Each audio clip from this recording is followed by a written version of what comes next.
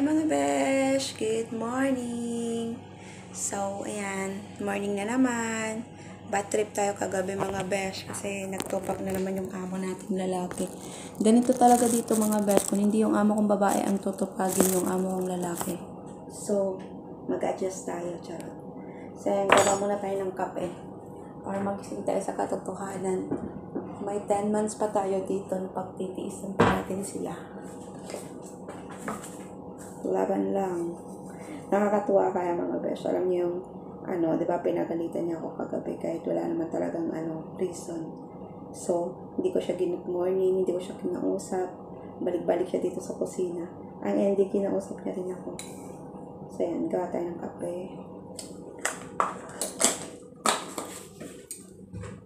Diba?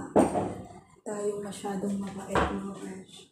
Pag galit tayo, pakita natin galit tayo na. Nakalimutan ko palang buksan to. Sige, daldal ka more. Tapos lagyan natin ng asukal. Yung ating kepe. Tatlong Yan.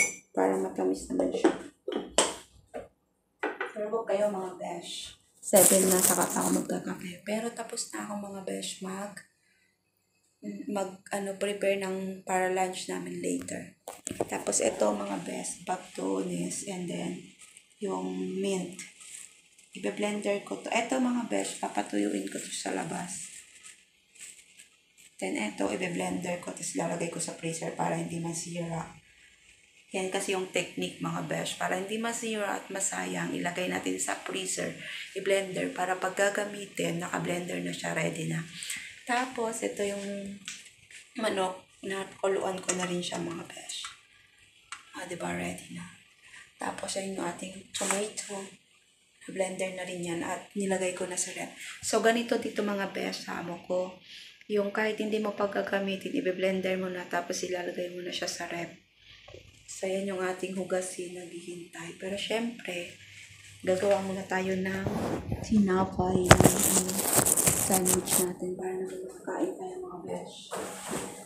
So, yun mga besh. Yung trabaho natin, naghihintay na nasa labas mga besh. Ang dami. Ay, bismillah. Diba? So, napay. Ayan tayo mga besh. Kahit ma-stress tayo sa trabaho, sa amo, pero wag pa rin natin kalimutang kumain para may energy tayo, may panlaban tayo sa lahat. So, yan lang mga besh. Maraming salamat. God bless sa ating lahat. Sana okay kayo dyan kasi ako okay lang kahit hindi talaga. Bye!